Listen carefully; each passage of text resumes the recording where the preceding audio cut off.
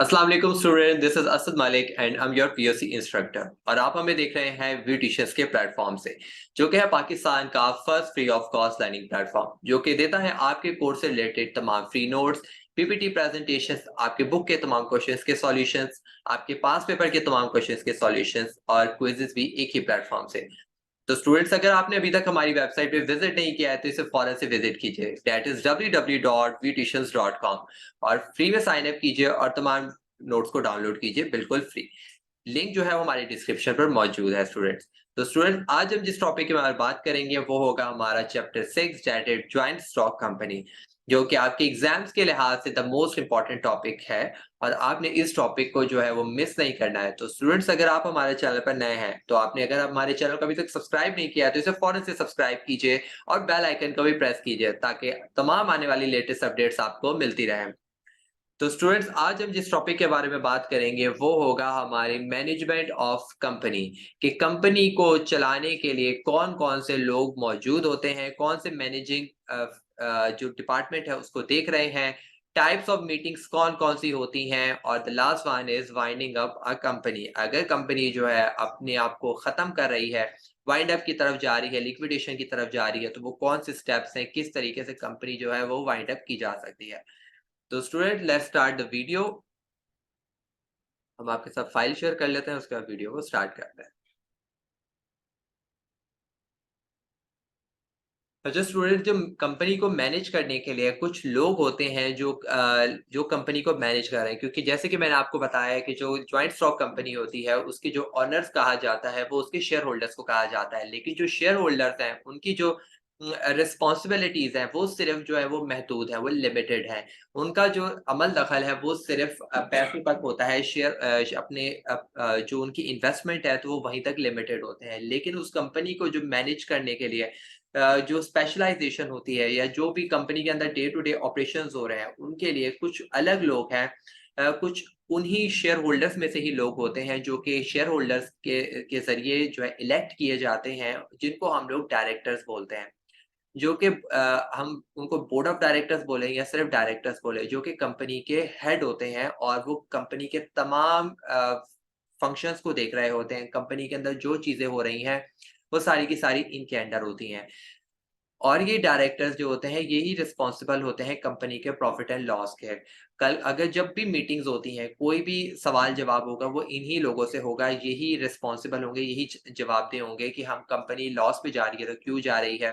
और यही होंगे जो कि कस्टमर्स को अट्रैक्ट करेंगे, कि और न्यू कस्टमर्स को अपनी तरफ अट्रैक्ट इस तरीके से करेंगे जब ये परफॉर्म अच्छा करेंगे। और एनुअल मीटिंग में जब इनको आके अपने शेयर होल्डर्स को जवाबदेह होना पड़ता है, और जब ये बिल्कुल अच्छे तरीके से अपनी परफॉर्मेंस अच्छी जब होगी, तो ऑटोमेटिकली क्या होता है कि इनका वहाँ पे प्रमोशन या इनके एक्सटेंड हो जाता है इनका टाइम।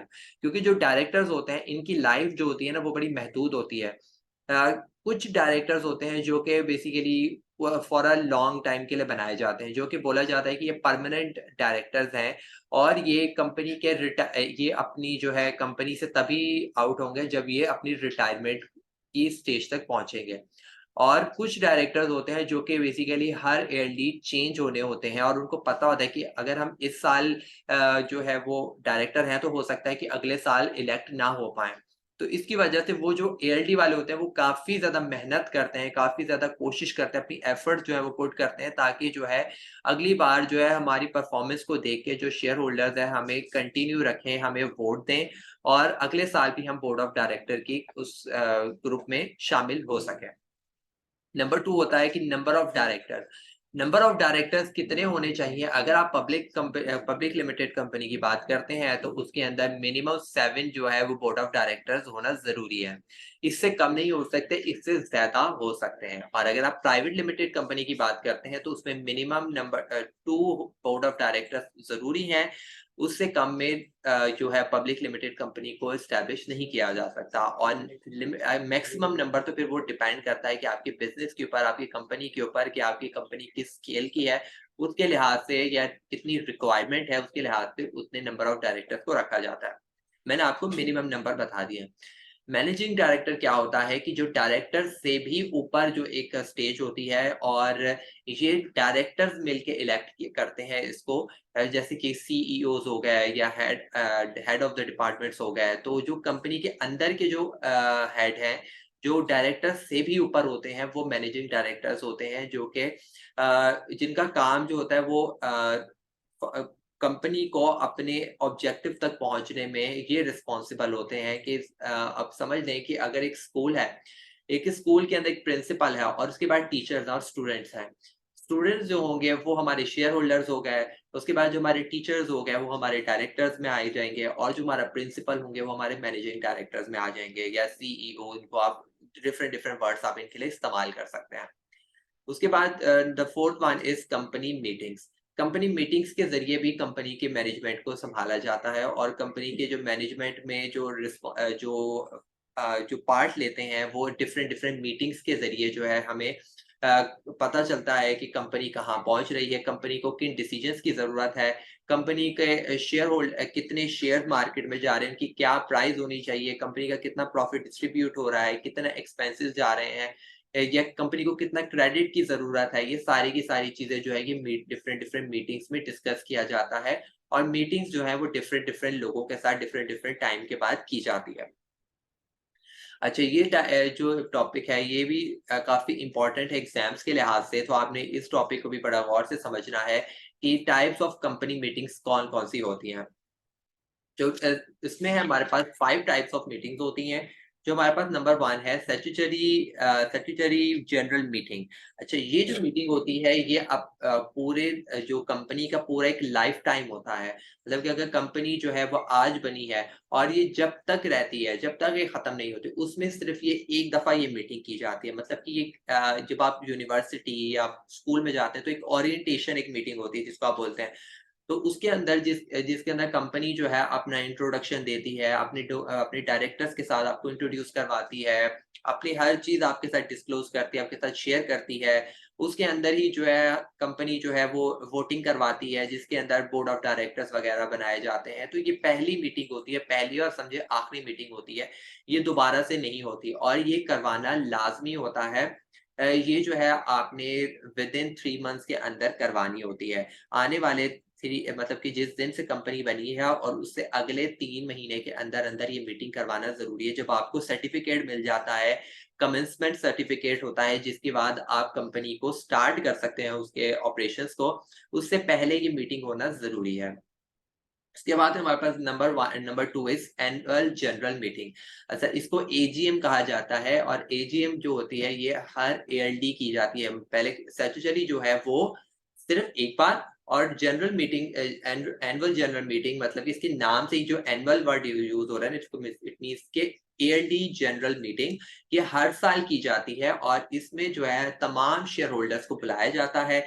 जितने भी शेयर होल्डर्स कंपनी के हैं, और उनके साथ जो है पूरे साल की डिस्कशन की जाती है, और कि कंपनी कंपनी ने जो है इस पूरे साल में क्या परफॉर्मेंस की, किस तरीके से प्रॉफिट, अगर कंपनी प्रॉफिट में गई थी तो अपने प्रॉफिट के बारे में पूरी जर्नी बताएगी, कि हम इस मरहले से गुजरे, मतलब अपनी एक तरफ से अपनी तारीफों के गुण गाएगी उस टाइम पे, ताकि जो है जो शेयर होल्डर्स हैं वो उनके सस्टेन रहें, कोई भी जो है वो क्लेम ना करे और वो ये ना कहे कि जो है मुझे बताया नहीं गया, या कंपनी जो है वो अच्छा परफॉर्म नहीं कर रही है, या जो भी चीजें हैं वो आपने अगर फॉर एग्जांपल कुछ ऐसी भी साल होता है जिसके अंदर कंपनी ने कोई प्रॉफिट जनरेट नहीं किया होता, इवन वो लॉस में गई होती है, तो उसके अंदर भी कंपनी को जस्टिफिकेशन देनी पड़ती है अपने शेयर होल्डर्स को, कि कंपनी अगर लॉस में गई है तो हम आपसे वादा करते हैं कि अगले साल उसको रिकवर करेंगे। क्यों? क्योंकि जो वहाँ पे लोग आए हैं वो at the end of the day profit के लिए बैठे हैं, फायदे के लिए बैठे हैं, और अगर वो पूरे साल के बाद उनकी इन्वेस्टमेंट के रिटर्न में उनको पैसे नहीं मिलते,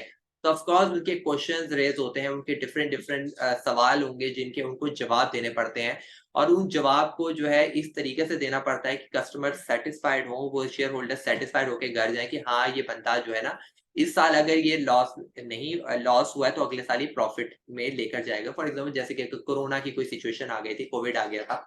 तो उस दौरान बहुत सी कंपनीज़ को लॉस हुआ होगा, तो उस दौरान जब जनरल मीटिंग हुई होगी उसके बाद तो ऑफ कोर्स जो डायरेक्टर्स होंगे उनके पास कोई रीज़न होगा बताने के लिए शेयर होल्डर्स को कि कोविड आ गया था, इसकी वजह से हमारी कंपनी जो है वो लॉस में गई, लेकिन अगले साल हम इस लॉस को बेयर करेंगे और आपको डिविडेंड देंगे, आपका डिविडेंड आपको मिलेगा। मतलब कि आपको मैंने बताया था कि डिविडेंड प्रॉफिट होता है, तो जो प्रॉफिट उनको मिलेगा तो वो उसी चीज़ के लिए आते हैं। और उस दौरान जो है फिर हर साल जो है कि जैसे मैंने आपको बताया पिछले टॉपिक में कि जो डायरेक्टर्स होते हैं उसके अंदर भी 2 किस्म के डायरेक्टर्स होते हैं। एक होते हैं फिक्स्ड डायरेक्टर्स और एक होते हैं जो कि हर ईयरली चेंज होने होते हैं।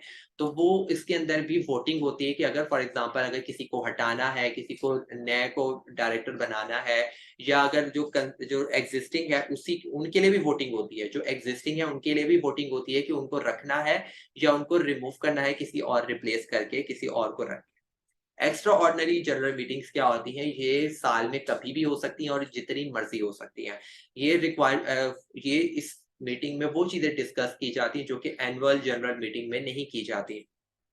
और एनुअल जनरल मीटिंग के अंदर क्या होता है कि ये साल में सेम मतलब कि हर 13 महीने के या 13 से 15 महीने के अंदर-अंदर हो जानी चाहिए। तो इट मीन्स कि अगर ये नहीं होती है तो ये आगे आने वाला जो टॉपिक है ना उसके अंदर फिर यही वजह बनती है कि कंपनी अपने वाइंड अप की तरफ चली जाती है। तो एक्स्ट्रा ऑर्डिनरी जनरल मीटिंग के अंदर ये होता है कि जो चीज़ें उसमें डिस्कस नहीं की, वो इसमें डिस्कस करते हैं। अगर कोई ऐसा मसला-मसाइल, कोई ऐसी प्रॉब्लम उठ गई, जो कि आपको अपने शेयर होल्डर्स के साथ डिस्कस करनी है, कोई डिसीजन ऐसा लेना पड़ गया, कोई ऐसा फैसला करना पड़ गया, जिसके अंदर शेयर होल्डर्स के बिना पूछे आप वो चीज़ नहीं कर सकते, या कोई प्राइस की चेंजेस करनी है या न्यू शेयर्स का आपने इश्यूएंस करनी है, तो उसके अंदर कोई भी ऐसी एक्स्ट्रा इन्फॉर्मेशन जो कि आप अपने शेयर होल्डर्स को देना चाहते हैं, तो ये एक्स्ट्रा ऑर्डिनरी जनरल मीटिंग की जाती है। तो ये इसके जनरल मीटिंग के करने के लिए आपको जो है 21 डेज़ पहले का नोटिस जारी करना पड़ता है। आप ऐसा नहीं हो सकते कि आपने कल बोला और कल परसों जो है वो लोग आ गए। ठीक है? एनुअल जनरल मीटिंग का तो उनको पता होता है कि ये हर साल होगी और वो उसको एक माइंड में होता है कि इसी दौरान होगी, तो वो रेडी होते हैं। लेकिन एक्स्ट्रा ऑर्डिनरी जनरल मीटिंग के लिए वो रेडी नहीं होते हैं। तो इसकी वजह से आपको उनको 21 डेज़ पहले का नोटिस देना पड़ता है और ये जो मीटिंग्स होती है ना, अगर आप इसमें शेयर होल्डर्स अगर नहीं आते हैं, वो एब्सेंट होते हैं, तो उन पे पेनल्टी चार्ज की जाती है और उनको उसके एक डिडक्शन उनको एक फीस देनी पड़ती है इसके बदले में अगर वो वहाँ पर एब्सेंट होते हैं। क्लास मीटिंग क्या होती है? क्लास मीटिंग शेयर होल्डर्स की आपस में एक स्मॉल मीटिंग होती है कि अगर वो फॉर एग्ज़ाम्पल आपस में मिलके जिसके अंदर बोर्ड ऑफ डायरेक्टर्स मौजूद नहीं होते, कंपनी के और लोग मौजूद नहीं होते, सिर्फ शेयर होल्डर्स आपस में मिलके एक मीटिंग जनरेट करते हैं और उसके अंदर वो कंपनी से रिलेटेड अगर कोई उनको मसले-मसाइल आ रहे हैं कंपनी से रिलेटेड या वो चाहते हैं कि कंपनी जो है उनको जैसे कि अगर प्रॉफिट कम दे रही है या लॉस में जा रही है या उनको कोई भी मसले पर्सनल मसले हो सकते हैं, तो शेयर होल्डर्स आपस में मिलके जो है वो आपस में एक मीटिंग करेंगे जिसके अंदर वो डिस्कशन कर सकते हैं और यही है कि इस सब मीटिंग्स में ये होता है कि जो 75% लोग कहेंगे ना मतलब लाइक जो 50% से ऊपर जो मेजॉरिटी कहती है, वो ही चीज़ करनी पड़ती है। तो इसके अंदर क्लास मीटिंग के अंदर भी यही होगा कि जब शेयर होल्डर्स अगर एक फैसले पे पहुँच जाते हैं कि ये चीज़ होनी चाहिए अगर फॉर एग्ज़ाम्पल इनको एक उन्होंने डिसाइड किया कि यार इतने टाइम से हम लोग देख रहे हैं ये बोर्ड ऑफ डायरेक्टर ये फलाँ डायरेक्टर है, ये जो है ना ये परफॉर्मेंस सही नहीं दे रहा। तो उन लोगों ने मिलके आपस में एक कमेटी बनाई, उन्होंने एक डिस्कशन की और वो एक फैसले पे आए और उन्होंने क्या किया कि जब भी नेक्स्ट एक्स्ट्रा ऑर्डिनरी या एनुअल जनरल मीटिंग होगी, उसपे वो लोग सारे के सारे कूद पड़ेंगे और अपनी मिलकर वो जो है अपनी बात को मनवाएँगे। ठीक है? उसके बाद है मीटिंग ऑफ डायरेक्टर्स। जैसे मैंने आपको बताया कि क्लास मीटिंग के अंदर शेयर होल्डर्स मिलके एक मीटिंग करते हैं जिसके अंदर डायरेक्टर्स नहीं होते। तो इस तरीके से डायरेक्टर्स की भी अपनी एक पर्सनल मीटिंग्स होती हैं। ठीक है? ये 30 दिन में 1 दफ़ा मतलब कि हर मंथली जो है एक मीटिंग ये आपस में करें जिसके अंदर ये कंपनी के अफेयर्स जो इंटरनल अफेयर्स जो भी कंपनी के अंदर चीज़ें हो रही हैं उससे रिलेटेड ये उसके अंदर डिस्कशन करें। कोई नया फैसला करना है, कोई डिसीजन लेना है, कोई डिबेंचर इश्यू करना है, कंपनी को कोई लोन की ज़रूरत है, ठीक है? कोई भी मसले-मसाइल हैं जो डे टू डे ऑपरेशंस के बारे में ये सारी की सारी चीज़ें जो है ये मीटिंग ऑफ डायरेक्टर्स में डिस्कस की जाती हैं। तो ये कोई बड़े फैसलों के लिए नहीं की जाती, ये छोटे-मोटे कोई भी डे टू डे ऑपरेशंस के लिए ये मीटिंग रखी जा सकती है और इसके लिए ज़रूरी नहीं है कि ये फिज़िकली वहाँ पर मौजूद हो, ये वीडियो कॉन्फ्रेंसेस के ज़रिए भी ये मीटिंग की जा सकती है। अब हमारे पास last one is ways of winding up. अगर कोई ऐसी सिचुएशन आ जाती है कि जिसमें कंपनी को जो है बंद करने की नौबत आ गई है, तो उसमें ये होता है कि कुछ सिचुएशंस हैं, कुछ ऐसे फैसले हैं, कौन-कौन लोग जो है कंपनी को बंद करवा सकते हैं और किस तरीके से बंद होता है, तो वो हम आगे डिस्कस करते हैं। सबसे पहले है कि अगर बाय वॉलंटरी वाइंडिंग अप, ठीक है? इसके अंदर हमारे पास 2 सब डिविजन्स आती हैं। नंबर 1 है बाय मेंबर्स एक्शन और बाय क्रेडिटर्स एक्शंस, ठीक है? अच्छा, होता ये है कि फॉर एग्ज़ाम्पल कंपनी खुद ही जो है वो डिसाइड करती है अपनी एनुअल मीटिंग के अंदर या एक्स्ट्रा ऑर्डिनरी मीटिंग के अंदर कि जो है कंपनी के जो है ना अपने प्रॉफिटेबिलिटी की तरफ जा नहीं रही है, ना ये कोई जो है ये फ़ायदेमंद नहीं हो रही। ठीक है, तो हमें चाहिए कि हम जो है कंपनी को मिल-जुल के बिना सुलह-सलूक से ही जो है इस कंपनी को जो है बाइंड अप कर देते हैं। ठीक है? और इससे क्या होगा कि अगर सारे के सारे जो है वो जो उधर शेयर होल्डर्स मौजूद हैं, उनके उनसे वोटिंग करवाई जाएगी कि क्या आप चाहते हैं कि कंपनी को वाइंड अप कर दिया जाए? तो अगर मेजॉरिटी कहती है कि हाँ, कंपनी को वाइंड अप कर दिया जाए, कंपनी अब इस काबिल नहीं रही है कि इसको आगे कंटिन्यू रखा जाए। या ये भी हो सकता है कि कंपनी को फॉर एग्ज़ाम्पल किसी लिमिटेड टाइम के लिए जनरेट किया गया था, मतलब वो 10 साल तक चलनी थी, तो ऑटोमैटिकली वो 10 साल के बाद क्या होगा कि वो कंपनी को वाइंड अप करना पड़ेगा। तो इसमें क्या होता है कि जब डिसीजन हो गया, मेजॉरिटी कह रही है कि कंपनी को वाइंड अप करना है, तो अब क्या होगा कि कंपनी अपने सारे के सारे एसेट्स, अपनी सारी चीज़ों को बेचेगी और उसके बाद बेचने के बाद अपने सबसे पहले अपने डेट्स, मतलब कि जो-जो उसके उधार होंगे या क्रेडिटर्स के जो डेब्ट्स होंगे, उन सबको क्लियर करेगी। ठीक है? शेयर होल्डर्स के अपने सब पैसे उनको वापस करेगी, जो-जो उनके शेयर्स जो उनका उन्होंने ऑथराइज़ मतलब कि जो उन्होंने डिस्ट्रीब्यूट किया था in the form of shares, ठीक है? उनको पैसे वापस करेगी। उसके बाद अगर जो पैसे रह जाएँगे, तो वो उनको in the form of dividend उनके पैसे उनको दे देगी। तो ये सिचुएशन है कि अगर अच्छी सिचुएशन पे अगर कंपनी को वाइंड अप किया जाए, लेकिन अगर यही चीज़ अगर वर्स्ट सिचुएशन पे बंद की जा रही है, तो फिर कम किसी को कुछ भी नहीं मिलता है। सब लोग जो है ना वो खाली हाथ जाते हैं। ठीक है? उसके बाद नंबर 2 इज़ बाय क्रेडिटर्स। ये सिचुएशन होती है कि अगर फॉर एग्ज़ाम्पल ये थोड़ी-सी वर्स्ट सिचुएशन में होता है कि अगर जो क्रेडिटर है, जो आपका डिबेंचर जो होल्डर रहते हैं ना, जो आप जिनसे आप लोगों ने उधार लिया हुआ है, जिनसे आपने कर्ज़ा लिया हुआ है, अगर वो क्लेम करने पे आ जाते हैं कि मेरी कंपनी जो आपकी ये जो कंपनी है, ये मेरा उधार वापस नहीं कर रही है और ये इस सिचुएशन में नहीं है कि ये जो है मेरा उधार दे सके, तो वो ज़ाहिर-सी बात है उन्होंने एक बंदे से तो उधार नहीं लिया होगा। अगर उनके जो डिबेंचर्स हैं उनके डिबेंचर होल्डर्स की भी एक मीटिंग होगी और वो सारे के सारे जब वो अगर मेजॉरिटी ऑफ द पीपल क्या ये एग्री हो जाते हैं कि हाँ, हम कंपनी के खिलाफ जो है वो खड़े होंगे, तो फिर क्या होता है कि कंपनी को वाइंड अप करने में वॉलंटरी वो एक रोल प्ले करते हैं। तो कंपनी उस सिचुएशन में भी वाइंड अप हो सकती है अगर क्रेडिटर्स आ जाएँ इस नौबत पे कि वो कहें कि कंपनी को आप वाइंड अप करें, अपनी चीज़ें बेचें, अपनी चीज़ों को लिक्विडेट करें और उसके बाद हमारे पैसे हमें वापस करें। ठीक है? ऐसे बहुत सी सिचुएशन में होता है कि जब कंपनी जो है बहुत बुरे हालात से गुज़र रही होती है, तो क्रेडिटर्स को अपने पैसे चाहिए होते हैं और तो फिर वो अपने डरती है कि कल को तो ये भी वर्स्ट सिचुएशन जा रही है, कल को तो ये बिल्कुल भी यहाँ से फरार हो गए या बैंकरप्ट हो गए, तो हम अपने पैसे कहाँ से रिकवर करेंगे? तो फिर इस सिचुएशन में ये लोग जो हैं, ये उठ के आते हैं और कहते हैं कि आप अपनी कंपनी की सारी चीज़ें बेचें और हमारा उधार सबसे पहले वापस करें। उसके बाद पहला तो हो गया वॉलंटरी तरीके से कि खुद ही उन्होंने उसको बंद कर दिया। दूसरा है कि अगर फॉर एग्ज़ाम्पल कोर्ट जो है वो कंपल्सरी कर देती है कि इस कंपनी को जो है वो बंद कर दे, इसको वाइंड अप कर दें, तो वो सिचुएशन कौन-सी होती है?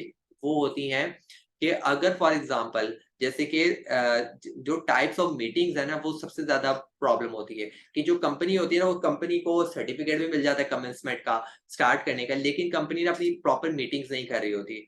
जैसे कि स्टैट्यूटरी मीटिंग आपको मैंने बताया है कि वो फर्स्ट 3 मंथ्स के अंदर-अंदर हो जानी चाहिए। अगर वो 3 मंथ्स से ज़्यादा गुज़र के उस 6 मंथ्स तक चली जाती है या उसको भी एक्सीड कर जाती है, तो कोर्ट जो है एक नोटिस जारी कर देता है और आपका जो कमेंसमेंट सर्टिफ़िकेट होता है उसको कैंसल कर देता है। इट मीन्स कि आप स्टार्ट नहीं कर सकते।